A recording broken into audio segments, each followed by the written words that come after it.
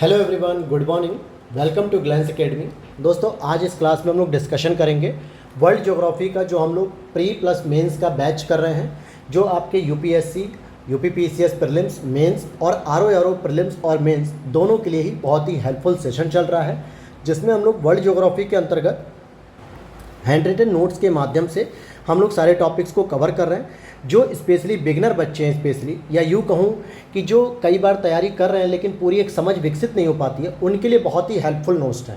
ऐसा इसलिए भी क्योंकि इसमें बहुत सारी स्टैंडर्ड बुक्स को शामिल किया गया है, कुछ टॉपर्स के नोट्स को भी शामिल किया गया है, तब जाके ये एक एक चैप्टर का जो क्रक्स कहते हैं ना, समरी, वो तैयार किया गया है। इससे क्या होता है, आप कोई भी बुक पढ़ लो, लेकिन अगर आपने एक बार इन नोट्स की क्लासेस को अच्छे से देख लिया या इन नोट्स की स्टडी भी कर ली, तो ये मान के चलो आपका 70 to 80% चीज़ें तैयार हो जाती है हर एक चैप्टर से। और इसी में हम लोगों ने जियोमॉर्फोलॉजी को पढ़ा, पृथ्वी के अंदर की परतों को, क्लाइमेटोलॉजी पढ़ा जो कि जलवायु विज्ञान है, और उसी में अभी हम लोग जेट स्ट्रीम के ऊपर चल रहे हैं, यानी जेट स्ट्रीम वाले टॉपिक को हमें कवर करना है। इससे पहले हम लोगों ने साइक्लोन और एंटी साइक्लोन अर्थात चक्रवात और प्रति चक्रवात पढ़ा। चक्रवात के उत्पन्न होने की स्थिति क्या थी, उष्णकटिबंधीय चक्रवात, वाताग्रीय शीतोष्ण चक्रवात, ये सारी चीज़ें पढ़ ली थी। और आज हम लोग पढ़ेंगे दोस्तों जेट स्ट्रीम। और इससे पहले एक छोटी सी प्यारी सी रिक्वेस्ट है, अगर चैनल पे पहली बार हो तो प्लीज़ चैनल को सब्सक्राइब कर लेना और अपने दोस्तों के साथ भी टेलीग्राम या व्हाट्सएप ग्रुप में शेयर कीजिएगा। साथ ही साथ वीडियो अच्छी लगेगी तो लाइक कर देना, वीडियो को लास्ट तक देखिएगा, बहुत सारी चीज़ें समझ में आएंगी। स्पेशली जेट स्ट्रीम जो सबसे क्रिटिकल टॉपिक होता है, बहुत सारे स्टूडेंट नहीं समझ पाते हैं इसको, और इसे कैसे स्टडी करना है ये सब भी। वीडियो के नीचे डिस्क्रिप्शन बॉक्स में एक टेलीग्राम चैनल दिया गया है, उसे भी आप ज्वाइन कर लीजिए। वहाँ पर पीडीएफ, कंटेंट, नोट्स, डिस्कशन, ये सारी चीज़ें आपको वहाँ पर मिलती हैं। तो शुरू करते हैं अपने आज के इस टॉपिक को। और सबसे पहले मैंने आपके सामने एक वर्ल्ड बना रखा है, यानी अगर आप देखोगे तो ये आपका हो गया नॉर्थ अमेरिका, ये आपका हो गया साउथ अमेरिका, ये आपका हो गया यूरोप, ये आपका हो गया अफ्रीका, ये ऑस्ट्रेलिया, और यहाँ कहीं इंडिया हो गया। ठीक है, अगर हम इसको ग्लोब को अगर हम डिवाइड करते हैं 0 डिग्री के बाद नॉर्थ में, साउथ में गोलार्धों को, जैसे 30 degree north, 45 degree north, 60 degree north, और यहाँ पे ऊपर 90 डिग्री नॉर्थ होता है। इसी तरीके से 30 डिग्री साउथ, 45 डिग्री साउथ और 60 डिग्री साउथ पे भी हम बात करेंगे। होता क्या है, जेट स्ट्रीम ऐसी धाराएं हैं जो हवाओं की धाराएं हैं और एक निश्चित दिशा में चलती हैं, जिनकी दिशा सामान्यतः पश्चिम से पूरब की ओर होती है। किधर होती है दोस्तों? पश्चिम से पूरब। आप ये देखिए कि ये वेस्ट टू ईस्ट की ओर डायरेक्शन है इनकी। किधर है? वेस्ट टू ईस्ट की ओर डायरेक्शन होती है, और ये ऑलवेज इसी तरह डायरेक्शन होती है। ये नॉर्थ गोलार्ध में भी चलती हैं, साउथ गोलार्ध में भी चलती हैं। इसमें देखोगे तो दो प्रकार की जेट स्ट्रीम देखने को मिलती हैं जो वैश्विक पटल पे देखने को मिलती है। एक आपको देखने को मिलेगी लगभग 30 डिग्री के आसपास देखने को मिलती है, जिसका नाम होता है उपोष्ण कटिबंधीय पश्चिमी जेट स्ट्रीम। पश्चिमी क्यों कहा जा रहा है? क्योंकि इसकी उत्पत्ति वेस्ट से हो रही है और ईस्ट की ओर जा रही है, यानी कि डब्ल्यू से ई की तरफ, और सामान्यतः 30 से 35 डिग्री के आसपास उत्पन्न होती है, इसलिए इसको उपोष्ण कटिबंधीय पश्चिमी जेट स्ट्रीम कहते हैं। आप यहाँ पे लिखे हुए टॉपिक पे मत जाना कि सर आपने 0 से 30 के बीच में लिखा है। ये तो मैंने बस एक डायग्राम बना दिया है समझने के लिए, ताकि अगर आप एग्जाम में भी बना के आ जाओ तो एग्जामिनर को समझ में आ जाएगा कि जी हाँ, आपको जेट स्ट्रीम की लोकेशन के बारे में पता है। ठीक है, और उस पर आपको लिखना है उपोष्ण कटिबंधीय पश्चिमी जेट स्ट्रीम। और दूसरी एक होती है जो 60 डिग्री के आसपास चलती, 60, 65, 70, उसे हम कहते हैं ध्रुवीय वाताग्र जेट स्ट्रीम। वाताग्र क्यों वर्ड यूज कर रहा हूँ? क्योंकि तीसरी बार ये वाताग्र आ रहा है। इससे पहले हमने वाताग्रीय वर्षा के बारे में पढ़ा था, वाताग्रीय चक्रवात के बारे में पढ़ लिया। वाताग्र का मतलब होता है जहाँ पे दो अलग अलग दिशाओं से आने वाली हवाओं का मिलन होता है, साथ ही साथ दोनों हवाओं की जो राशि होती है, यानी कि जो प्रकृति होती है, वो अलग होती है। जैसे 30 डिग्री से उठकर 60 डिग्री की ओर जाने वाली हवाओं की प्रकृति गर्म होती है, जबकि 90 डिग्री से उठकर 60 डिग्री की ओर आने वाली हवाओं की प्रकृति ठंडी होती है। तो दोनों अलग अलग जो राशियां हैं वो एक साथ जब मिलती हैं 60 डिग्री के आसपास, तो वाताग्र बनाती हैं। और इसी का मतलब है कि ध्रुवीय वाताग्र जेट स्ट्रीम जो है वो भी आपकी कहाँ पर देखने को मिलेगी? लगभग 60 से 70 डिग्री के आसपास देखने को मिलेंगी। और ये विशेषता केवल नॉर्थ गोलार्ध की नहीं होती है, ये विशेषता आपकी साउथ गोलार्ध में भी देखने को मिलेगी, ध्रुवीय वाताग्र जेट स्ट्रीम और उपोष्ण कटिबंधीय पश्चिमी जेट स्ट्रीम। लेकिन आप चाहे इसे नॉर्थ गोलार्ध में स्टडी करो या साउथ गोलार्ध में, इसकी डायरेक्शन ऑलवेज पश्चिम से पूरब रहेगी। अब यहाँ पे हम जेट स्ट्रीम के बारे में क्या क्या चीज़ों के बारे में पढ़ेंगे जेट स्ट्रीम में। सबसे पहले हमें यह जानना रहेगा कि ये रॉसबी तरंग के रूप में जानी जाती है क्योंकि एक वैज्ञानिक थे जो खगोलविद कह सकते हो, जिनका नाम रॉसबी था। उन्होंने ही सबसे पहले इस जेट स्ट्रीम का पता किया, जेट स्ट्रीम के बारे में अध्ययन किया, जेट स्ट्रीम के बारे में बताया वैज्ञानिकों ने, साइंटिस्ट को, जियोग्राफिकल को। तब इसी वजह से इनको एक सम्मान में नाम दे दिया गया रॉसबी तरंग। सामान्यतः दो प्रकार की होती हैं, अगर आप देखोगे तो एक होती है उपोष्ण कटिबंधीय पश्चिमी जेट स्ट्रीम और एक होती है आपकी ध्रुवीय वाताग्र जेट स्ट्रीम। दोनों का ही लगभग संबंध क्या होता है, वाताग्र से होता है। अभी हम आगे समझ लेंगे। दूसरा, एक और हमारे एशियाई देशों के आसपास एक जेट स्ट्रीम चलती है जो भारत में मानसून की उपस्थिति को लाने के लिए बहुत महत्वपूर्ण होती है। अगर ये जेट स्ट्रीम पैदा नहीं होगी या यह जेट स्ट्रीम अपना प्रभाव नहीं दिखाएगी तो ऐसा भी हो सकता है कि भारत में बारिश ना हो, मानसून के समय सूखा पड़ जाए। तो इसी को हम कहते हैं पूर्वी जेट स्ट्रीम। अब पूर्वी क्यों कह रहे हैं, क्योंकि इसकी उत्पत्ति लगभग जो है कि चाइना और तिब्बत के ऊपर से होती है, हिमालय की तरफ से, और धीरे धीरे ये पूरे भारत के ऊपर से होते हुए मेडागास्कर की तरफ जाती है, यानी पूरब से पश्चिम की दिशा में जाती है और हिंद महासागर के पास उतर जाती है। तो इसका संबंध जो है भारत की मुख्य रूप से मानसूनी जलवायु से, अर्थात इसकी उत्पत्ति भारत के लिए महत्वपूर्ण है।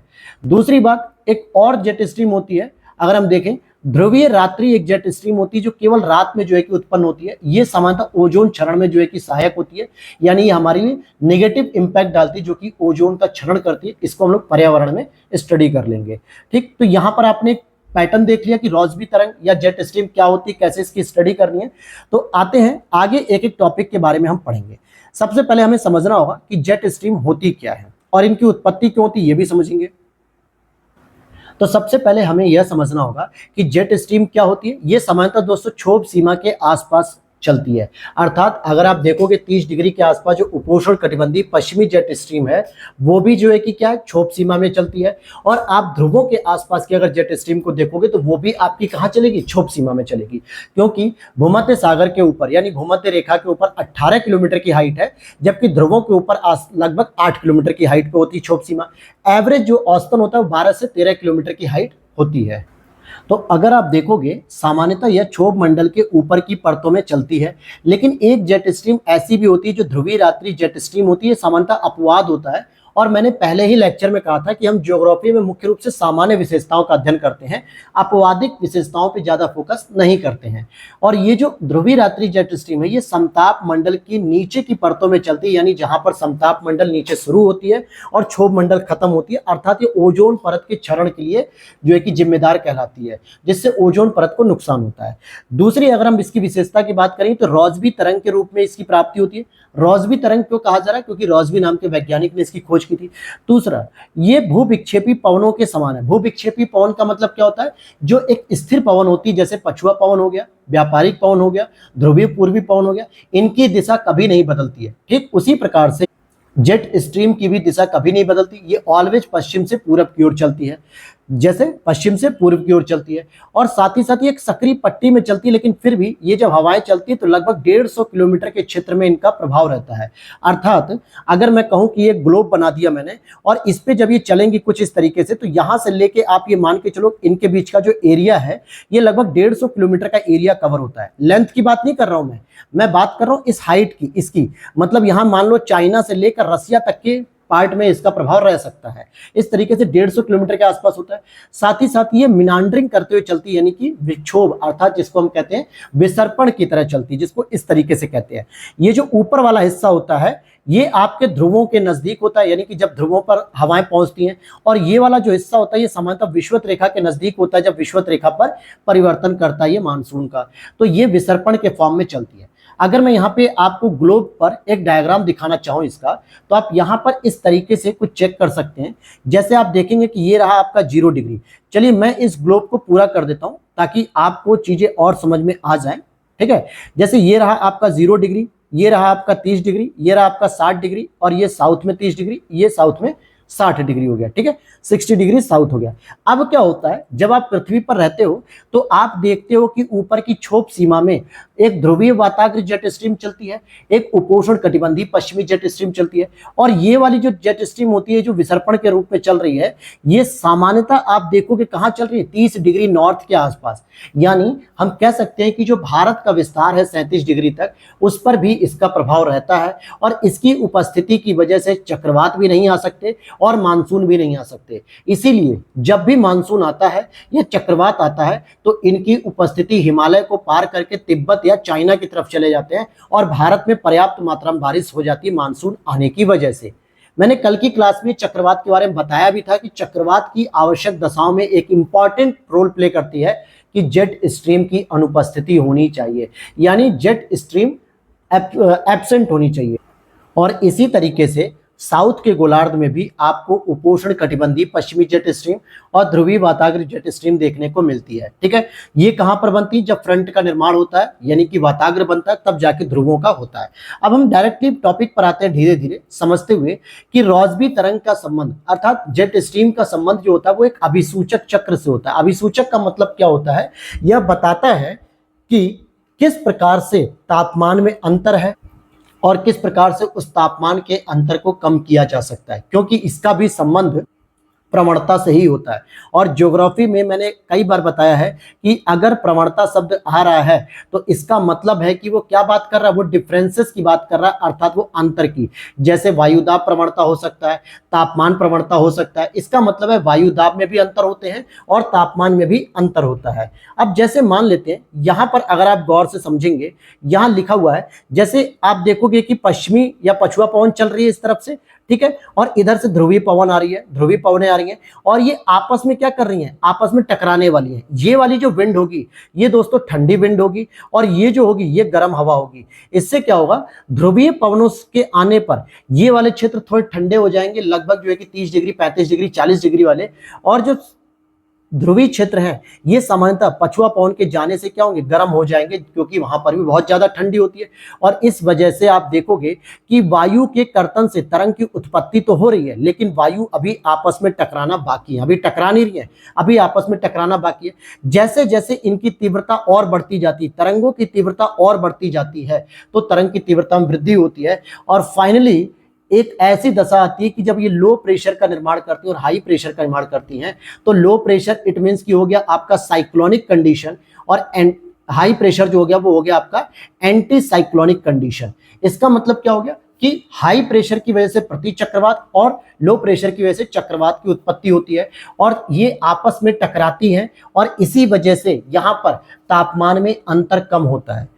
क्योंकि भाई जब ठंडी वायु आ रही होती है, जैसे हम लोग सर्दियों में जनवरी में, दिसंबर में या मिड जनवरी में हम कहते हैं कि यार बाहर बहुत ठंडी हवा चल रही है, जिसे हम लोग आम भाषा में कहते हैं शीत लहर चलना, उससे क्या होता है? हमें काफी प्रॉब्लम होती है। तो ठीक उसी प्रकार से जब ठंडी हवाएं गर्म क्षेत्र में आती हैं और गर्म हवाएं ठंडे क्षेत्र में जाती हैं तो आसपास के क्षेत्रों का तापमान क्या करती है? वो क्षेत्रों के तापमान को कम कर देती हैं और धीरे धीरे जब ये तापमान संतुलित होने की स्थिति में आते हैं तो तरंग की तीव्रता फिर से कम होने लगती है। ये ठीक वही चीज है जैसे मैंने वायुदाब प्रवणता के बारे में बताया था। और अगर मैं यहां से आपसे एक प्रश्न बनाना चाहूं तो मुझे बताओ कि 90 डिग्री से लेकर 0 डिग्री के बीच में तापमान कब कम होगा? शीत ऋतुओं में जो है कि ज्यादा अंतर होता है, क्योंकि शीत ऋतु में 90 डिग्री पर तापमान है मान लो -60 डिग्री सेल्सियस और 0 डिग्री पर कितना है? वही एवरेज मान लो 30 डिग्री, तो अंतर लगभग कितना आ गया? 90 डिग्री का आ गया। लेकिन अगर मैं ग्रीष्म ऋतु में देखता हूं, ग्रीष्म ऋतु में तो 90 डिग्री वाले जोन में तापमान हो सकता है 10 डिग्री पॉजिटिव हो और 0 डिग्री के आसपास जो तापमान होगा वो हो सकता है कि 40 डिग्री पॉजिटिव हो। तो अंतर कितना हुआ? केवल 30 डिग्री का ही तो हुआ।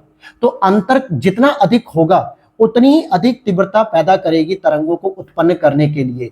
तो इसका मतलब हो गया कि रॉसबी तरंगों की उत्पत्ति सबसे ज्यादा शीत ऋतु में होती है। देखिए ये जो मैं प्रश्न पूछ रहा हूं या प्रश्न बना रहा हूं ये अप्लाइड प्रश्न होते हैं जो आपके कॉन्सेप्ट को चेक करने के लिए स्टेटमेंट को बदल कर दिए जाते हैं। ऐसा प्रश्न आपके यूपी पीसीएस प्रीलिम्स में देखने को मिलता है, मेंस में डायरेक्टली पूछ लिया जाता है कि रॉसबी तरंगे क्या है, उससे आप क्या समझते हो, ये जलवायु पर, भारतीय मानसून पे क्या प्रभाव डालती है। ठीक इसी प्रकार से आरओ के मेंस में भी ऑब्जेक्टिव प्रश्न पूछे जाते हैं, प्रीलिम्स में भी, और यूपीएससी में तो पूछे ही जाते हैं। तो यहां पर इसी तरीके से आपको डिस्कस करना है जैसा मैं बोल रहा हूं। अब जैसे यहां पर आप देख लो कि भाई रॉसबी तरंग के रूप में जेट स्ट्रीम की उत्पत्ति होती है जो सामान्यतः वाताग्र जनन से लेकर क्षय प्रक्रिया तक संबंधित होती है। यानी यहां पर आप देखोगे वाताग्र पैदा हो रहा है, धीरे धीरे वाताग्र पैदा हो रहा है, धीरे धीरे वाताग्र पैदा हो रहा है और आगे जाके वाताग्र क्षय होता चला गया, तरंग की तीव्रता कम हो जाती है। यानी जब क्षोभ मंडल के ऊपर वायु कर्तन करती है अर्थात अभिसरण करती है, अभिसरण का मतलब जब दो अलग अलग वायु राशियां आपस में मिलती हैं तो तापीय प्रवणता बढ़ती है, जिससे ऊष्मा का निष्कासन होता है और रॉसबी तरंग की उत्पत्ति होती है। तापीय प्रवणता बढ़ने का मतलब समझ में आ गया कि तापमान में प्रवणता का वैल्यू बढ़ता जाता है और जितना अधिक बढ़ेगा उतनी ही तरंगों की तीव्रता बढ़ेगी और रॉसबी तरंग यानी जेट स्ट्रीम की उत्पत्ति हो जाती है। अब जैसे आपको यहां पर यह भी समझना होगा, क्या लिखा है कि जब गर्म वायु ठंडी वायु के क्षेत्र में और ठंडी वायु गर्म वायु के क्षेत्र में प्रवेश करती है तो तरंग की तीव्रता बढ़ने लगती है। और ये प्रक्रिया कब होती है? ये प्रक्रिया वाताग्र के दौरान होती है। जब वाताग्र का निर्माण होता है उसी दौरान ये प्रक्रिया चलती रहती है। दैट्स पॉइंट क्लियर हो गया। क्या मैंने कहा कि जब गर्म वायु यानी 30 डिग्री से चलने वाली पछुआ पवन जो कि गर्म है, जब वो 60 डिग्री या 90 डिग्री की ओर जाती है और वहीं ठंडी वायु आती है जो ध्रुवी पूर्वी पवन यानी कि 90 डिग्री से आने वाली वायु जो कहां पर आ रही है? 30 डिग्री, 60 डिग्री, 50 डिग्री के पास आ रही है तो तरंगों की तीव्रता बढ़ती जाएगी। और ऐसे में जब ये दोनों वायु आपस में टकराती हैं तो गर्म वायु का हमेशा आरोहण होता है ऊपर की ओर और सतह पर लो प्रेशर बनता है, जिससे चक्रवात की दशा उत्पन्न होती है और यहाँ पे जो वर्षा होती है वाताग्री वर्षा होती है। ये टॉपिक आप तीसरी बार रिवीजन कर रहा हूं मेरे साथ, वाताग्री वर्षा में भी, चक्रवात में भी और जेट स्ट्रीम में भी। और ठंडी वायु क्या होती है? सक्रिय होकर सतह की ओर आती है और हाई प्रेशर जब बनाने लगती है तो प्रति चक्रवाती दशा हो जाती है, यानी एंटी साइक्लोनिक कंडीशन हो जाती है। और अंततः आप यह भी कह सकते हो कि तापीय प्रवणता जैसे जैसे कम होती है, यानी कि तापमान में अंतर कम होता जाता है, क्योंकि गर्म वायु ठंडे क्षेत्र में जाके गर्म माहौल बना रही है और ठंडी वायु गर्म क्षेत्र में आके गर्म ठंडा माहौल बना रही है। इसकी वजह से रॉसबी तरंगों की तीव्रता भी कम होने लगती है और तरंग का प्रभाव धीरे धीरे समाप्त हो जाता है। और यह प्रक्रिया एक चक्र के समान निरंतर चलती रहती है, जिसे हम अभिसूचक चक्र कहते हैं कि यह कोई निश्चित समय में नहीं चलती, ये लगातार चलती रहती है। क्लियर हो गया। अब ये हेडली फेरल सेल क्या होते हैं और फेरल पोलर सेल क्या होते हैं? मैंने ये पिछली क्लासेस में पढ़ा रखा है कि जब आप 0 डिग्री से 30 डिग्री के बीच में एक पूरा सेल का निर्माण करते हैं तो इसे हैरल महोदय ने जो है कि डिस्ट्रीब्यूट किया था। और 30 डिग्री से जब आप 60 डिग्री के बीच में जब आप एक बॉक्स का निर्माण करते हैं तो उसको फेरल महोदय का नाम दिया गया। और जब 60 डिग्री से 90 डिग्री के बीच में एक बॉक्स का निर्माण करते हैं तो वो एक पोलर, ये कोई महोदय नहीं है बल्कि पोलर यानी कि पोल वाला जो ध्रुवीय क्षेत्र होता है उसके नाम पर ये होता है। तो जहां पर ये निर्माण होता है हेरल और हेडली और फेरल का, वहां पर आपको क्या मिलेगी? वायु अभिसरण से उपोष्ण कटिबंधी जेट स्ट्रीम। और जहां पे फेरल और पोलर का जो है कि अभिसरण होता है वहां पर मिलेगी आपको ध्रुवीय वाताग्र जेट स्ट्रीम। आइए दिखा देता हूं मैं इमेज में कैसे ये चीज मैंने कहा। देखो क्या लिख रहा हूं कि जहां पर 0 डिग्री से आप 30 डिग्री पे जा रहे हो और 30 डिग्री से 60 डिग्री, तो यहां पर आपको मिलन बिंदु दिख रहा है हेडली और फेरल का, तो इसलिए ये उपोष्ण कटिबंध होगी। लेकिन यहाँ फेरल और पोलर का मिलन बिंदु दिख रहा है ये वाला, तो ये आपकी ध्रुवीय वाताग्र हो गई। इतनी बात क्लियर हो गई? ठीक है, तो ये चीज समझ में आ गई। और अगर हम कहें यहां पर आप देखोगे कि जेट स्ट्रीम की उत्पत्ति का मूल कारण क्या है दोस्तों? विषुवत रेखीय क्षेत्र और ध्रुवों के मध्य में जो तापीय प्रवणता होती है, यानी कि तापमान का जो अंतर है, यही चीज मैं आपको समझा रहा हूं कि 90 डिग्री से लेकर 0 डिग्री के बीच में जो तापमान में अंतर देखने को मिलता है उसी के आधार पर यह प्रवणता होती है। तो जहां पे तापमान ज्यादा अंतर में होगा, अर्थात शीत ऋतु में जब तापमान ज्यादा अंतर पे आता है कि 90 डिग्री पे तो टेम्परेचर चला जाता है माइनस में और 0 डिग्री पे वही नॉर्मल रहता है, 2-4% या 5 डिग्री कम हो जाता है, तो वहां पे अंतर ज्यादा हो जाता है, तापीय प्रवणता बढ़ जाती है। इसीलिए मैंने लिखा है कि ग्रीष्म ऋतु की अपेक्षा शीत ऋतु में तापीय प्रवणता अधिक होती है और इस वजह से जेट स्ट्रीम की तीव्रता बढ़ जाती है, यानी कि जेट स्ट्रीम लगातार उत्पन्न होती है। अब देखिए ये जो लाइन लिखी हुई है ना, ये इसी तरीके से स्टेटमेंट में यूज की जाती है UPSC prelims exam, UPPCS prelims exam, RO prelims और मेंस एग्जाम, क्योंकि सीधे पूछ लेगा कि भाई ग्रीष्म ऋतु की अपेक्षा क्या शीत ऋतु में तापीय प्रवणता ज्यादा होती है? और साथ ही साथ यह भी पूछेगा कि आपको अगर ये पता होगा तभी तो आप कर पाओगे स्टेटमेंट। क्यों? क्योंकि ये तापमान के प्रवणता पर ही डिपेंड करता है। ठीक है, अगर आपका ये तापमान जो है कि कम होगा या ज्यादा होगा तभी तो प्रवणता होगी कि नहीं होगी। और दक्षिणी गोलार्ध में अगर हम बात करें तो स्थल खंडों का तो अभाव है दोस्तों, वहां पे तो समांगी सतह के प्रभाव से दाब कटिबंध का विकास होता है और वहां पे जेट स्ट्रीम की विशेषता लगभग एक रेगुलर पैटर्न में देखने को मिलती है, यानी स्थायित्व, क्योंकि वहां पर गर्मी का प्रभाव कम देखने को मिलता है। मैंने ये बताया है कई बार कि स्थल खंड और समुद्र जहां पर भी आपस में एक दूसरे के करीब होंगे वहां पर गर्मी और ठंडी दोनों का प्रभाव होगा। लेकिन अगर जहां पर स्थल खंड है ही नहीं, केवल ठंडी ठंडी का माहौल है, यानी कि जल है, समुद्र है, महासागर है, तो वहां पर वायु हमेशा क्या होगी, ठंडी होगी। और इसीलिए दक्षिणी गोलार्ध में चलने वाली पछुआ पवनों को चालीसा, गरजता, पचासा, चीखता, साठा इस तरीके के टर्म्स यूज किए जाते हैं। इसका मतलब है कि वहां पर दक्षिणी गोलार्ध में स्थल खंड नहीं है, इसलिए जेट स्ट्रीम वहां पर रेगुलर रहती है। और जेट स्ट्रीम की उत्पत्ति का जो संबंध है वो भी वायुदाब कटिबंध से होता है, जो कि ग्रीष्म ऐनांत यानी कि जब मार्च से जून की तरफ आप देखोगे तो वायुदाब कटिबंध के साथ जेट स्ट्रीम का क्या होता है दोस्तों, उत्तरायण हो जाता है। अर्थात भारत में हिमालय से ऊपर निकल जाती है मार्च से जून तक के लिए, और जिस वजह से स्थल खंड पे पर्याप्त मात्रा में लो प्रेशर बनता है, जिससे भारत में मानसून की उत्पत्ति आसानी से हो जाती है। वहीं शीत ऐनांत जब होता है, यानी मकर रेखा की तरफ जब जाती है रेखाएं, ठीक है, मकर रेखा की तरफ जब सूर्य जाते हैं, तो जेट स्ट्रीम का क्या होता है, दक्षिणायन, यानी ये भारत में फिर से प्रवेश कर जाते हैं हिमालय, और हिमालय को क्रॉस करते हुए पंजाब, हिमाचल, लद्दाख, जम्मू कश्मीर ऐसे क्षेत्रों में प्रवेश कर जाते हैं, जिसकी वजह से हाई प्रेशर बन जाता है और फिर मौसम ठंडा होने लगता है। तो ये सारी चीजें हमारे भारत की जो मौसम में प्रभावित करती हैं वो इन्हीं से संबंधित है। इसका मतलब क्या समझ में आया कि सतह पर विषुवत से अगर आप ध्रुव की ओर जा रहे हो, यानी कि 0 डिग्री से अगर आप 90 डिग्री की ओर जा रहे हो, तो वार्षिक तापांतर में कमी आएगी।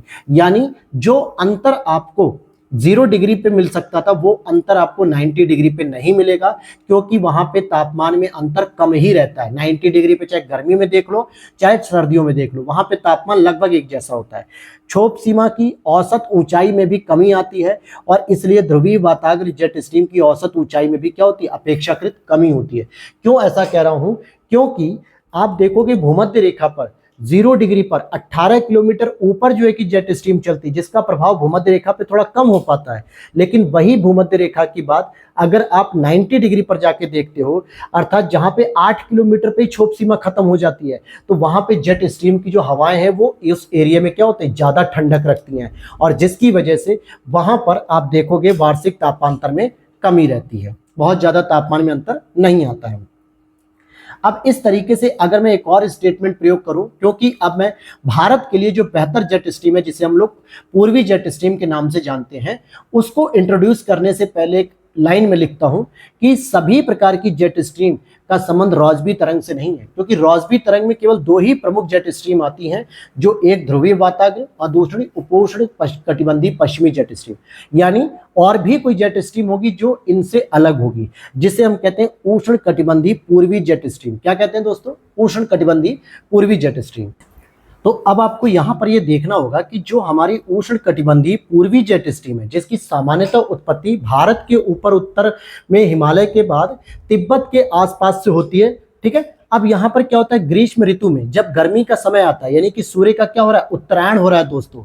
मैं यहाँ पर एक ग्लोब बना देता हूँ इस तरीके से, और यहाँ पर आप देखोगे 0 डिग्री के आसपास, और यहाँ पे कुछ मैं भारत का छोटा सा लोकेशन बनाया तो यहाँ कहीं पे जो है कि गर्मी में जब सूर्य का उत्तरायण हो रहा होता है, तो तिब्बत की हाई भूमि यानी कि जो हाईलैंड्स होती है, उच्च भूमि पर गर्म वायु का आरोहण होता है, अर्थात वायु ऊपर जाती है और मौसमी और क्षेत्रीय जेट प्रवाह के रूप में ये ऊपर जाती है, और फिर समर वेकेशन मतलब गर्मी में ही तिब्बत की उच्च भूमि का टेम्परेचर जब बढ़ने लगता है, तो गर्म वायु के आरोहण जो होते हैं वो संवहनी धाराओं के रूप में होते हैं, और क्षोभ मंडल में क्या होगा, हाई प्रेशर बन जाएगा, क्योंकि स्थल खंड पे क्या बन चुका है, लो प्रेशर बन चुका है, और जिससे तापीय प्रति चक्रवात की दशा उत्पन्न होती है। अर्थात क्षोभ मंडल के हिसाब से क्या बनेगा, प्रति चक्रवात की दशा, और इसी हाई प्रेशर से बंगाल की खाड़ी और अरब सागर के ऊपर से दक्षिणी हिंद महासागर की ओर चलने वाली हवा को उष्ण कटिबंधी पूर्वी जेट स्ट्रीम कहते हैं। यानी कि फिर इनकी डायरेक्शन जो होती है वो इस तरीके से होती है, अरब सागर से होते हुए, कुछ इस तरीके से बंगाल की खाड़ी से होते हुए, और यहाँ मेडागास्कर के पास जो है कि ये उतरते हैं, हिंद महासागर में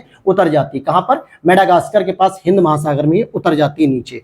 और क्या लिखा है यहाँ पे कि इसी से मेडागास्कर के समीप हिंद महासागर की सतह पर वायु का अवरोहण होता है। यानी अवरोहण का मतलब क्या हो गया, वायु नीचे उतरती, कहां पर, मेडागास्कर के समीप। उठी कहां से थी, तिब्बत से उठी थी, यानी भारत के ऊपर से बह रही थी, अरब सागर और बंगाल की खाड़ी से बह रही थी, और वायु का अवरोहण कहां पे हुआ, मेडागास्कर के पास, जहां पे क्या बना, हाई प्रेशर बना दोस्तों। फिर से देखिए ग्लोब में, ठीक है, आपको बहुत अच्छे समझना है। ये यहाँ पर क्या बन चुका है, हाई प्रेशर बन चुका है, और इसी उपोष्ण कटिबंधीय हाई प्रेशर का विकास होने की वजह से इसके केंद्र से चलने वाली जो हवाएं होती है कुछ इस तरीके से, जो व्यापारिक पवन होती है, दक्षिण पूर्वी व्यापारिक पवन विषुवत रेखा को पार करके क्या होता है, भारत में एंट्री करने लगती है। भारत में एंट्री करने लगती है क्योंकि भारत पे क्या बना है, लो प्रेशर बना है। इसकी वजह से भारत में कोरिलिस बल के प्रभाव से मुड़ जाती हैं और भारतीय उपमहाद्वीप के ऊपर दक्षिणी पश्चिमी दिशा से पवन द्वारा ग्रीष्म ऋतु में मानसूनी वर्षा की जाती है। तो समझ में आ गया कि यहाँ पर जो हमने तिब्बत के पास देखी थी उष्ण कटिबंधीय पूर्वी जेट स्ट्रीम, जिसकी उत्पत्ति पूरब से होकर पश्चिम दिशा में भारत के ऊपर से क्रॉस करते हुए बंगाल की खाड़ी, अरब सागर के ऊपर से बहते हुए हिंद महासागर के मेडागास्कर की खाड़ी में नीचे उतरती है, लगभग 30 डिग्री मतलब 23.5 डिग्री के आसपास उतरती है, यानी मकर रेखा के पास, और वहां पे हाई प्रेशर बनाती है। फिर वहां से ये लो प्रेशर की ओर जो हवाएं चलती है 0 डिग्री की ओर, पछुआ पवन जिसे हम कहते हैं, लेकिन 0 डिग्री के पास आते ही ये कोरिलिस बल की वजह से क्या होता है, भारत की ओर खिंच जाती हैं और भारत में मानसूनी हवाओं का प्रवेश होता है, जिसे हम कहते हैं जून में भारत में मानसून प्रवेश करता है। 1 जून को केरल के तट पे टकराता है और इसी गर्मी में ही मानसूनी वर्षा तीव्रता के साथ, आवृत्ति के साथ और मात्रा का सीधा संबंध उष्ण कटिबंधीय पूर्वी जेट स्ट्रीम से है। बताओ समझ में आया कि नहीं आया? भारत से कैसे उष्ण कटिबंधीय पूर्वी जेट स्ट्रीम संबंधित है, समझ में आया कि नहीं?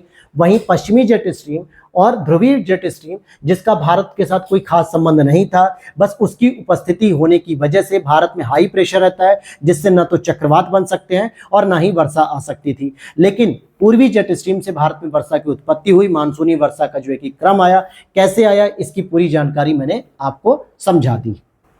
तो यहाँ पर ये चीजें आपको समझ में आ गई। और भूमंडलीय पवन का ये टॉपिक कुछ खास नहीं था, लेकिन हाँ अब हम देखेंगे विश्व के जलवायु प्रदेश। इंपॉर्टेंट है दोस्तों विश्व के जलवायु प्रदेश। क्या है विश्व के जलवायु प्रदेश के बारे में? तो देखो, हमें अपनी पृथ्वी को, यानी जो विश्व है हमारा, उसकी जो क्लाइमेट है उसको हमें अलग अलग रीजन में डिस्ट्रीब्यूट करना होता है और हर एक रीजन के हिसाब से हमें उसको स्टडी करनी पड़ती है कि कहाँ पर वर्षा ज़्यादा होती है, कहाँ पर तापमान ज़्यादा होता है, कहाँ पर सूर्य का प्रभाव ज़्यादा होता है, कहाँ पर घास ज़्यादा पैदा होगी, कहाँ पर सदाबहारी वनस्पति मिलेगी। ये सारी चीज़ें इस चैप्टर में ही आपको क्लियर हो जाएंगी। अगर ढंग से आप इस चैप्टर को पढ़ लोगे तो ये मान के चलो आपके भारत के साथ साथ पूरे विश्व में कहाँ पे वनस्पति होगी, कहाँ नहीं होगी, कहाँ पे कटीले वन होंगे, कहाँ पे वर्षा होगी, कहाँ नहीं होगी, ये सारी चीजें इसमें क्लियर हो जाएंगी। अब यहाँ पर अगर आप देखोगे, हालांकि इसको अगर हम साइंस में पढ़ते हैं तो आदर्श जलवायु प्रदेश कहते हैं, लेकिन हम ज्योग्राफी पढ़ रहे हैं तो हम यहाँ पर रियल कंडीशन देखेंगे ज्योग्राफी में मानचित्रण के हिसाब से। अब जैसे अगर आप मान लो कि ये आपके सामने एक आइलैंड है या कोई एक महाद्वीप है जो कि 0 डिग्री पर यहाँ पर है, फिर 10 डिग्री पर है, फिर 30 डिग्री पर है, फिर 45 डिग्री पर है, फिर 60 डिग्री पर है और फिर 90 डिग्री पर है। क्लियर हो गई बात दोस्तों? इतनी बात क्लियर? देखो यहाँ लिखा भी है कि ये रहा 0 डिग्री, ये 10 डिग्री नॉर्थ और साउथ, यानी उत्तरी गोलार्ध भी हो सकता है, दक्षिणी गोलार्ध, दोनों की विशेषता सेम रहेगी। 30 डिग्री भी हो गया, 45 डिग्री, 60 डिग्री और 90 डिग्री।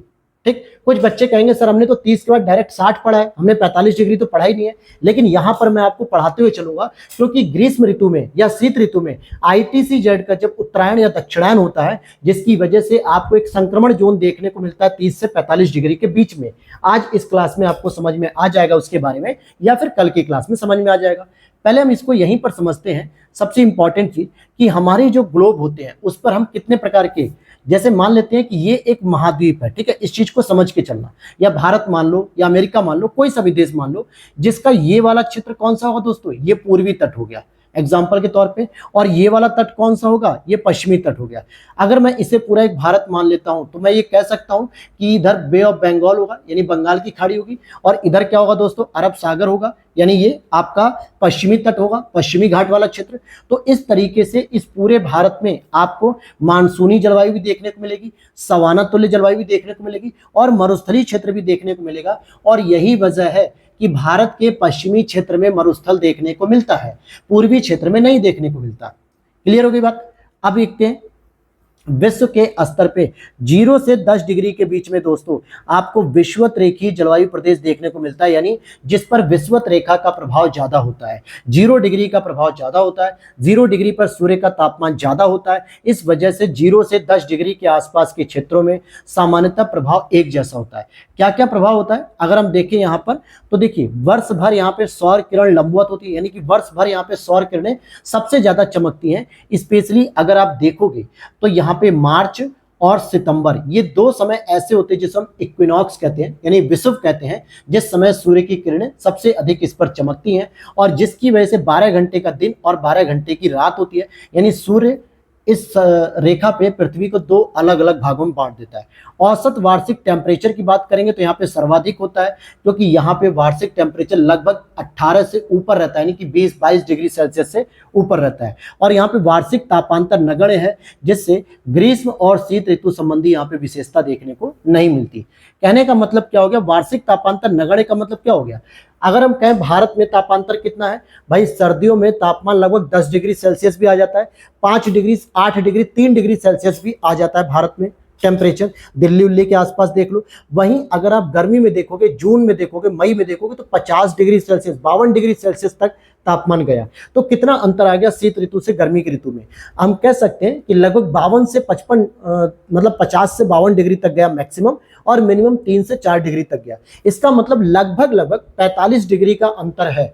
लेकिन 0 डिग्री पर आप चाहे सर्दियों में देख लो तो भी आपको तापमान 22 डिग्री मिलेगा, 23 डिग्री, गर्मियों में देख लो तो भी आपको जो है कि 30 डिग्री, 35 डिग्री मिल जाएगा। यानी कोई विशेष अंतर नहीं देखने को मिलता है, इसलिए वार्षिक तापांतर नगण्य होता है। इसलिए न तो यहाँ पे गर्मी महसूस होती, न सर्दी महसूस होती, सब एक जैसा महसूस होता है। और इसी वजह से यहाँ पर वायुमंडलीय आर्द्रता अधिक होने की वजह से दैनिक तापांतर नगण्य होने के साथ साथ औसत वार्षिक तापमान में वृद्धि होती है, जिससे वर्ष भर यहाँ पे संवहनीय वर्षा होती है।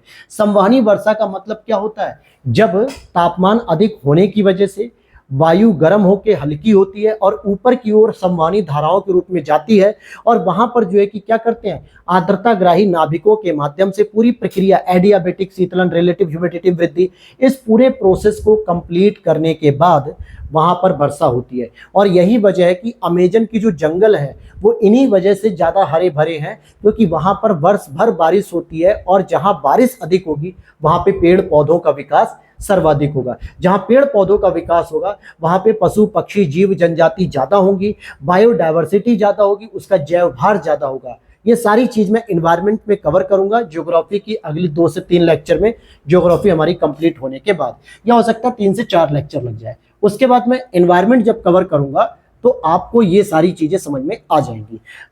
यहाँ पे बात समझ में आ गई आपको। तो क्या देखा आपने कि यहाँ पे तापमान भी अधिक होता है, जिसकी वजह से ह्यूमिडिटी भी अधिक होती है, और उस ह्यूमिडिटी के साथ यहाँ पे संवहनीय वर्षा होती है। मैंने वर्षा वाले चैप्टर में ये सारी चीजें पढ़ाई हैं। लेकिन जैसे ही आप ग्लोब पर 10 डिग्री से ऊपर बढ़ते हो 30 डिग्री की तरफ, चाहे आप नॉर्थ में जाओ या साउथ में जाओ, दोनों की विशेषता लगभग सेम होती है। क्या विशेषता होती है कि अगर आप पूर्वी तट की ओर आते हो तो उष्ण कटिबंधीय पूर्वी तटीय जलवायु प्रदेश, या इसी को हम मानसूनी जलवायु प्रदेश भी कह देते हैं। और जैसे ही आप तट से अंदर की ओर आते हो स्थल खंड की ओर, तो यहाँ पे आपको सवाना तुल्य जलवायु प्रदेश देखने को मिलता है। और जैसे जैसे आप पश्चिमी तट की ओर जाते हो तो इसे पश्चिमी तटीय जलवायु प्रदेश या सामान्यतः मरुस्थलीय जलवायु प्रदेश भी कहते हैं। अब यहाँ पर आपको क्लियर हो जाएगा कि विश्व के जितने भी प्रमुख मरुस्थल हैं वो क्यों जो है कि किसी भी महाद्वीप के पश्चिमी क्षेत्र में है।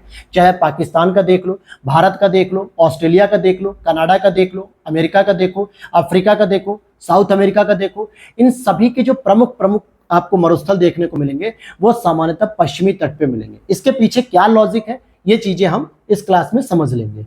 लेकिन जैसे आप 30 से 45 डिग्री की ओर बढ़ते हो और ऊपर की ओर बढ़ते हो, नॉर्थ से साउथ गोलार्ध दोनों तरफ मान लो, तो आपको पूर्वी तट की तरफ चीन तुल्य जलवायु देखने को मिलती है। क्योंकि आप अपने मैप पर अभी देखो, अगर आपके वॉल पे लगा हुआ है तो आप देखोगे कि चीन ही हमारा एक तरीके से विश्व का सबसे पूर्वी हिस्सा हो जाता है, क्योंकि उसके बाद बहुत बड़ी मात्रा में प्रशांत महासागर का विस्तार देखने को मिलता है। फिर आप जब स्थल खंड की ओर और बढ़ते हो तो स्टेपी तुल्य जलवायु प्रदेश देखने को मिलता है। और अगर आप जब पश्चिम की ओर आते हो तो भूमध्य सागरीय जलवायु प्रदेश देखने को मिलता है, क्योंकि 30 डिग्री के ऊपर लगभग 40-45 डिग्री के आसपास भूमध्य सागर विकसित है यूरोप में, जहां पर रसदार फलों की खेती होती है। जैसे अनानास हो गया, चीकू हो गया, लीची हो गई, संतरा हो गया, नींबू हो गया, स्ट्रॉबेरी हो गई, इन सभी फलों की खेती होती है, रसदार फलों की खेती के नाम से जाना जाता है। तो ये जो विशेषता आपको देखने को मिलेगी भूमध्य सागर की, ये भारत क्या दुनिया के किसी भी कोने में देखने को मिलेगी, वहां पर आपको रसदार फलों की खेती देखने को मिलेगी।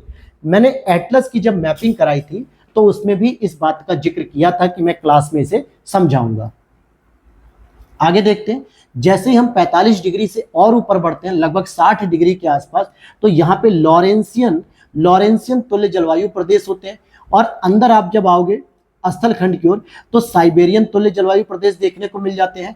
और जैसे ही आप और बाहर की ओर आओगे यानी कि पश्चिम दिशा में आओगे तो ब्रिटिश तुल्य जलवायु यानी कि पश्चिमी यूरोपीय जलवायु प्रदेश देखने को मिल जाता है। हमें ब्रिटिश की जलवायु प्रदेश देखने को मिलती है। मतलब ये क्या है ना कि एक नाम दे दिया गया है, ऐसा नहीं है कि केवल ये ब्रिटिश में ही होगा। अगर आपको 45 से 60 डिग्री के बीच में कनाडा का अध्ययन करना है, रसिया का अध्ययन करना है, चाइना का अध्ययन करना है, अर्जेंटीना का अध्ययन करना है, किसी का भी अगर आपको अध्ययन करना है तो आप सामान्यतः उस द्वीप के पश्चिमी क्षेत्र को ब्रिटिश तुल्य जलवायु के रूप में देख सकते हो। यानी जो विशेषता आपको ब्रिटेन में देखने को मिलेगी वही विशेषता आपको वहां भी देखने को मिलेंगी।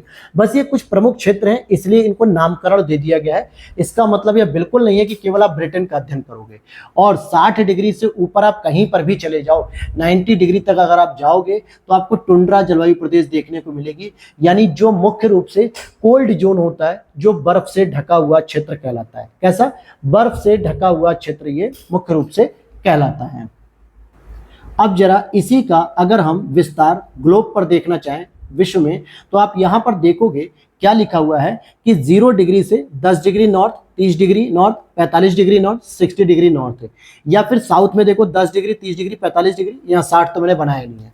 ठीक है, अब यहाँ पर आपको हर एक द्वीप में इन्हीं के हिसाब से नामकरण करना है। जैसे अगर आप देखोगे कि 0 से 10 के बीच में तो आपको देखने को मिलेगी विषुवत-रेखीय जलवायु प्रदेश। लेकिन अगर आप जैसे ही एशिया महाद्वीप की तरफ बढ़ोगे तो यहाँ पर 10 से 30 में आपको चीन तुल्य जलवायु प्रदेश मिलेगा। और आप जैसे ही अंदर आओगे तो आपको स्टेपी तुल्य जल मतलब यहाँ पे सवाना मिलेगा, फिर उसके ऊपर स्टेपी, फिर उसके ऊपर साइबेरियन। यही तो था, इस तरीके से यहाँ सवाना लिखना चाहिए। ठीक है, इधर आप आओगे तो आपको भूमध्य सागरीय जलवायु मिलेगी, इधर ब्रिटिश तुल्य जलवायु मिलेगी और यहाँ पे आपको मिलेगी पश्चिमी रेगिस्तानी या मरुस्थलीय जलवायु प्रदेश। आप अगर इसी तरीके से अमेरिका में देखना चाहोगे तो अमेरिका में भी जब आप 30 से 45 की ओर जाओगे तो भूमध्य सागर की जलवायु, स्टेपी की जलवायु, चीन तुल्य जलवायु। 45 से ऊपर जाओगे तो ब्रिटिश तुल्य जलवायु, साइबेरियन जलवायु और लॉरेंशियन जलवायु। और 60 से ऊपर जाओगे तो टुंड्रा जलवायु। ये सब देखने को मिला। दक्षिण भारत में भी देख लो, मतलब दक्षिणी अमेरिका में तो आपको देखने को मिलेगा लगभग 10 से 30 डिग्री के आसपास। ये लिखा भले अलग है, तो यहाँ पश्चिमी क्षेत्र में रेगिस्तान मिलेगा, यहाँ सवाना मिलेगा, यहाँ पे पूर्वी क्षेत्र मिलेगा। अब जरा आप पढ़ो अटकामा मरुस्थल, याद करो चिली और अर्जेंटीना पेरू के बॉर्डर पर है कि नहीं है, बोलीविया वगैरह के बॉर्डर पे। तो अटकामा मरुस्थल क्या पश्चिमी तट पे है, पूर्वी तट पर है? पश्चिमी तट पर है। किस क्षेत्र में? 0 से 30 डिग्री के बीच में है कि नहीं है, या 10 से 30 डिग्री कह लो, बात वही है। तो ये सारी विशेषता आपको देखने को मिलेंगी। ठीक है, इसी तरीके से आप इसको पूरा डिस्ट्रीब्यूट कर सकते हो। तो वैश्विक स्तर पे हमने इस तरीके से डिस्ट्रीब्यूशन इसका कर लिया। आप अगर रसिया में देखना चाहोगे तो 60 डिग्री के ऊपर आपको टुंड्रा जलवायु प्रदेश यानी साइबेरियन जलवायु प्रदेश के ऊपर टुंड्रा मिलता है। और साइबेरियन इसलिए नाम दे दिया गया क्योंकि चीन के ऊपर, मंगोलिया के ऊपर आपको साइबेरियन तुल्य जलवायु प्रदेश देखने को मिलता है, जो कि रसिया का बहुत बड़ा एक शीत मरुस्थल का क्षेत्र कहलाता है। इसीलिए इसको साइबेरियन नाम दिया गया। पूरे विश्व में आप इसका प्रयोग कर सकते हो। यहाँ पे लिख रहा है एक नोट के रूप में कि दक्षिणी गोलार्ध में साइबेरियन और टुंड्रा जलवायु प्रदेश नहीं मिलेगा क्योंकि यहाँ पे स्थलीय विस्तार है ही नहीं, नगण्य है और महासागरों के ऊपर ये विशेषताएं देखने को नहीं मिलेंगी। तो दैट्स इंपॉर्टेंट दोस्तों। ये कई बार स्टेटमेंट ऐसे घुमा के आपसे पूछे जा सकते हैं कि क्या दक्षिणी गोलार्ध में साइबेरियन और टुंड्रा जलवायु प्रदेश नहीं मिलते हैं या क्यों नहीं मिलते? क्योंकि वहाँ पे स्थल विस्तार है ही नहीं, स्थल खंड का कोई विस्तार है ही नहीं वहां पे, इसलिए यहां पर ये विशेषताएं नहीं मिलती हैं। तो यहां तक आपने सीख लिया। अब इसी को मैं क्या करूंगा, 0 से 10 डिग्री के बीच की सारी विशेषता आपने समझ ली है। ठीक है, मैं अभी भी आपसे कह रहा हूं कि आप अगर इस क्लास को यह मान के चल रहे हो कि सर ये यूपी पीसीएस प्रीलिम्स के लिए यूजफुल नहीं है, आरओ के प्रीलिम्स के लिए यूजफुल नहीं है, तो ये आपकी हो सकता है नादानी होगी या बहुत बड़ी भूल भी हो सकती है। मैं ऐसा इसलिए भी कह रहा हूं क्योंकि जब तक आप ज्योग्राफी के बेसिक टॉपिक को नहीं पढ़ोगे ना, बेसिक चीजों को क्लियर नहीं रखोगे, तो आप बार बार रटते रहोगे ये मरुस्थल कहाँ पे है, ये मरुस्थल कहाँ पे, ये वनस्पति कहाँ पर है, ये मरुस्थल कहाँ पे है, ये नदियाँ कहाँ पर है, ये सब आप रटते रहोगे। यहाँ पे वर्षा ज़्यादा होगी कम होगी, यहाँ पे धूप ज़्यादा होगी कम होगी, ह्यूमिडिटी कैसी होगी, तो आप रटोगे। और रटने से आप कितना रटोगे भाई? इतिहास, भूगोल, ये सब बहुत बड़े चैप्टर हैं जिनको समझना जरूरी है, रटना जरूरी नहीं है। तो ये क्लास आपको लग सकता है कि सर ये हमारे लिए यूजफुल नहीं है, लेकिन मैं आपको भरोसा दिला रहा हूँ कि अगर एक बार आपने ये क्लास मेरे अकॉर्डिंग आपने पूरी कर ली मेरे साथ साथ, तो यकीन मानो आपकी ज्योग्राफी बहुत बेहतर हो जाएगी। क्योंकि दोस्तों मेरी खुद ज्योग्राफी बहुत वीक थी पहले, मेरा ऑप्शनल पॉलिटिकल साइंस है और आज भी है, पहले भी था। लेकिन जब मैंने ज्योग्राफी को पढ़ा, एक अच्छे टीचर से पढ़ा, अच्छी बुक से पढ़ा, टॉपर्स के साथ डिस्कशन किया, तब मुझे लगा कि हाँ ज्योग्राफी बहुत इंटरेस्टिंग टॉपिक है। और अगर एक बार आप इसे ढंग से समझ लेते हो तो आपका एनवायरनमेंट क्लियर रहेगा, इकोनॉमी क्लियर रहेगा, ज्योग्राफी क्लियर रहेगा और मैपिंग क्लियर रहेगी। ये 4-5 चीजें, और साथ ही साथ इंटरनेशनल रिलेशन, किसी भी देश के साथ कहीं से भी संबंध बन रहे हैं, अगर हमारे कोई व्यापार हो रहा है तो कौन से रूट से हो रहा है, कौन से सागर समुद्र का प्रयोग किया रहा है, किन देशों की लोकेशन से हो रहा है, ये सब चीजें आप सीख लेते हो। तो सोचिए ज्योग्राफी अगर आपकी तैयार है तो 4 से 5 सब्जेक्ट आपको बहुत अच्छे से कवर हो जाते हैं, बशर्ते आपको ध्यान से पढ़ना चाहिए। और अगर आप इन चीजों को जब किताबों में पढ़ रहे होते हो तो शायद आप किताबों में हेडिंग तो पढ़ लेते हो कि विश्व के जलवायु प्रदेश हम चैप्टर पढ़ने जा रहे हैं, लेकिन क्लियर नहीं हो पाता उसके बारे में कि कहाँ से क्या चीजें पढ़नी। और अब हम 0 से 10 डिग्री को तो हमने यहीं पे डिफाइन कर लिया है, अब हम 10 से 30 डिग्री के बारे में अलग अलग लोकेशन देखेंगे, इसको देखेंगे, इसको देखेंगे और इसको देखेंगे। और इन दोनों का अध्ययन, मतलब इन सभी का अध्ययन ग्रीष्म ऋतु में भी करेंगे और शीत ऋतु में भी करेंगे। जैसे आप यहां पर देखोगे, यहां पे लिखा है मैंने उष्ण कटिबंधीय जलवायु प्रदेश, अर्थात 10 डिग्री से 30 डिग्री के बीच का हम अध्ययन करेंगे। एक बार हम इसका ग्रीष्म ऋतु में अध्ययन करेंगे, इस समय यहां पर आप देखोगे ग्रीष्म ऋतु में, और एक बार इसी का अध्ययन हम शीत ऋतु में भी करेंगे कि क्या क्या परिवर्तन देखने को मिल रहा है। जब ये परिवर्तन आप समझ लोगे तो आप इजिली समझ जाओगे टॉपिक के बारे में, फिर आपको जलवायु प्रदेश रटना नहीं पड़ेगा। और जलवायु प्रदेश समझ लिया तो इन क्षेत्रों में होने वाली जैव विविधता, इन क्षेत्रों में होने वाला जैव भार, इन क्षेत्रों में पाई जाने वाली जैविक विविधता, साथ में जो है कि जीव जंतु, पेड़ पौधे, इन सभी के बारे में आप इजिली एनवायरनमेंट में समझ लोगे। यकीन मानिए एनवायरनमेंट में भी इसी तरीके के टॉपिक्स मिलेंगे और वहां पे आप इन चीजों को समझ लेंगे। तो इसे हम लोग पढ़ेंगे कल की क्लास में। और आज हमारा जो है कि यहाँ तक जो है कि टॉपिक कंप्लीट हो गया। रोसबी तरंग आपने देख ली, जेट स्ट्रीम के बारे में, और विश्व के जलवायु प्रदेश के बारे में हमें जो स्टडी करनी है कि कहाँ कहाँ पे कौन कौन सी विशेषताएं, ये हमने आज कवर कर लिया। कल हम लोग इसके 0 से 10 डिग्री को तो हमने पढ़ लिया आज ही विशेषता विषुवत रेखा में, और अब हम 10 से 30 डिग्री के बारे में कल पढ़ेंगे। कोशिश रहेगी कि कल हम तीनों प्रकार के, मतलब 90 डिग्री तक के जितने भी जलवायु प्रदेश है उसे हम लोग कवर कर लें। तो मिलते हैं नेक्स्ट वीडियो में। Thanks for watching.